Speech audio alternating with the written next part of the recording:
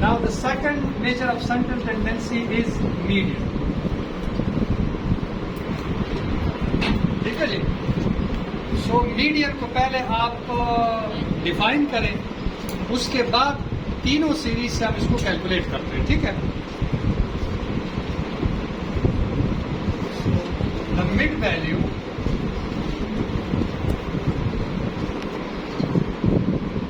of the data set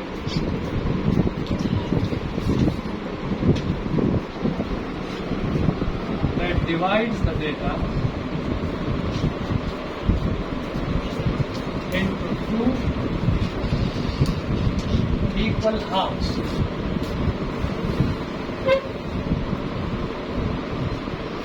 % of the data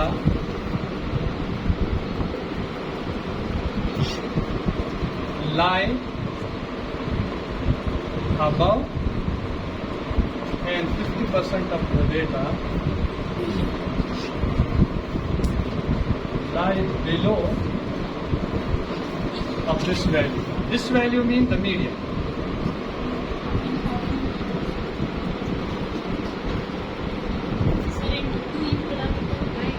Equal halves. यानी आधा आधा हिस्से में जो है ना ये डिवाइड कर देता है दो हिस्सों में. आधा हिस्सा एक तरफ आता है, आधा हिस्सा दूसरी तरफ. ठीक है जी.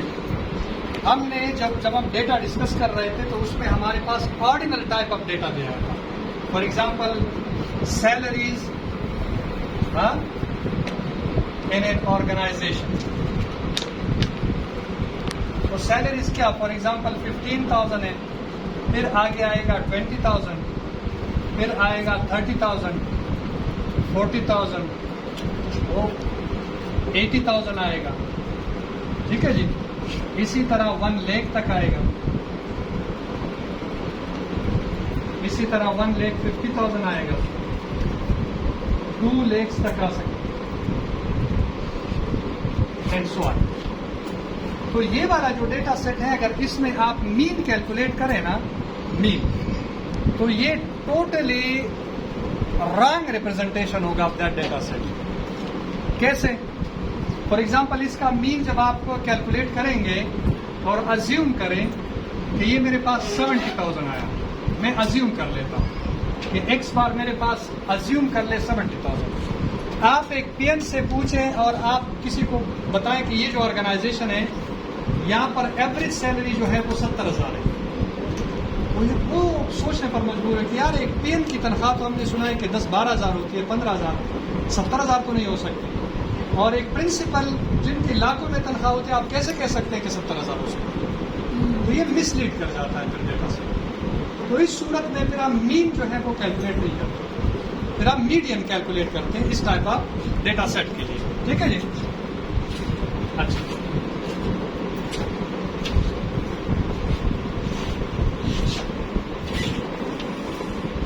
तो इंडिविजुअल सीरीज के लिए, फिर डिस्क्रीट सीरीज के लिए.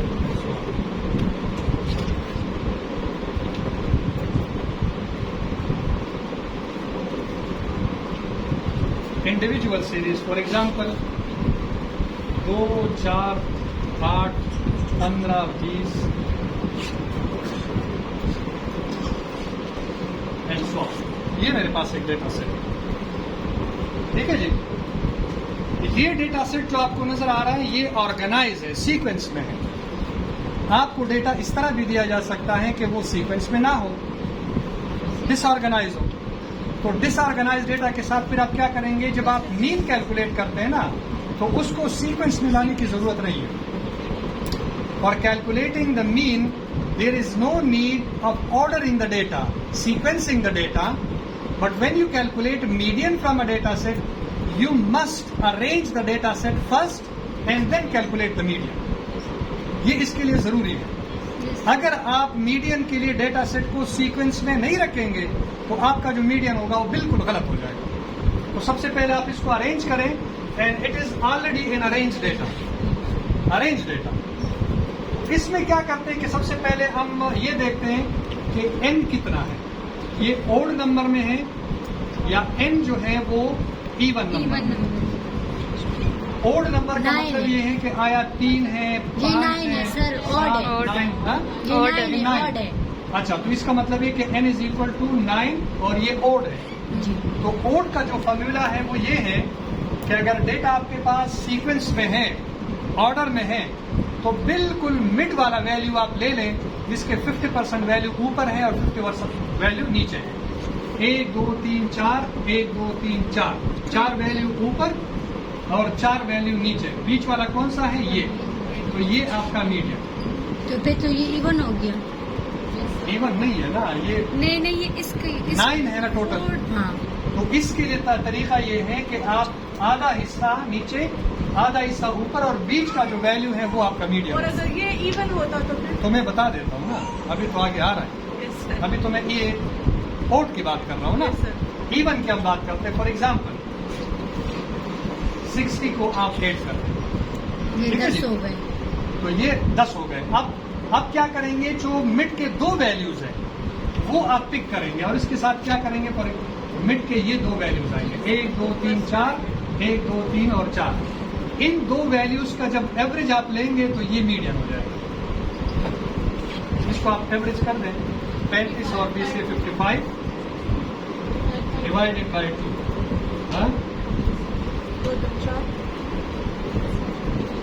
ये है 27.5।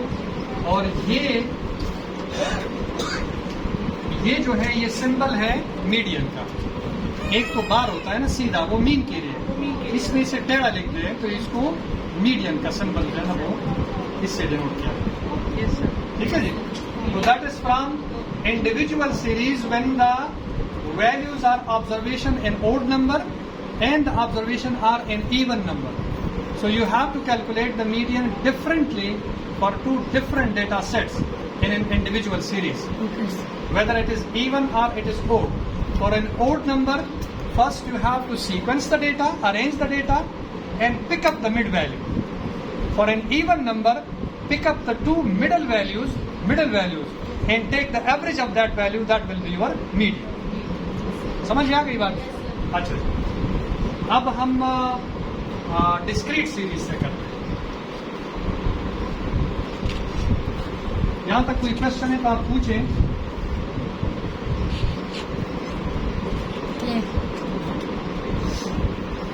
Discrete series,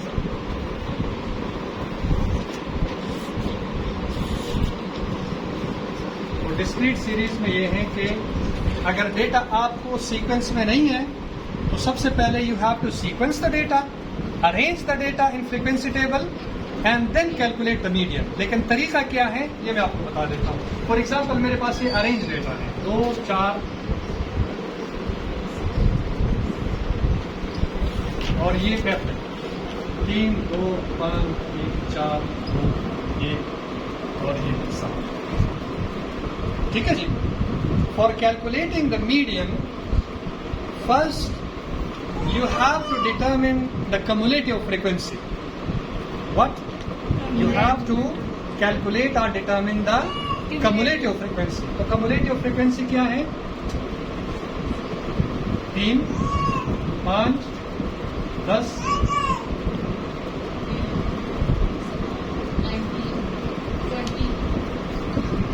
27। इसके बाद आप क्या करेंगे, एक फॉर्मूला अप्लाई करेंगे, हाँ, जो ये sigma F plus 1/2, sigma F plus 1/2।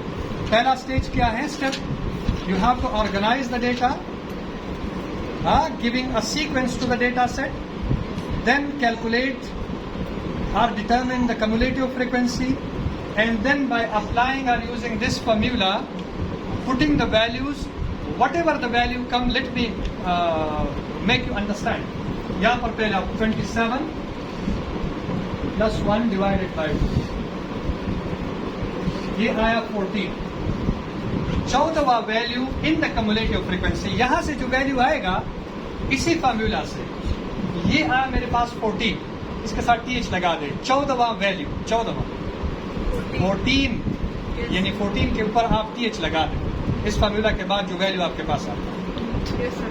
फिर क्या करेंगे कि ये वाला वैल्यू आप इस कॉलम में देखेंगे, कम्युलेटिव फ्रीक्वेंसी का जो कॉलम है इसमें आप देखेंगे, अगर है तो वेल एंड गुड, लेकिन अगर नहीं है तो प्रॉब्लम का सोल्यूशन तो होना चाहिए ना।